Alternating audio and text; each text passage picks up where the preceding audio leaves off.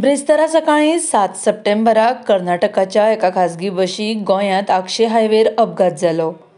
बस चालकाक लकणी oily आनी हो अपघात घडलो अशें प्रवासी सांगतात. ह्या अपघातांत सुमार 6 जाण प्रवासी जखमी जाल्यात.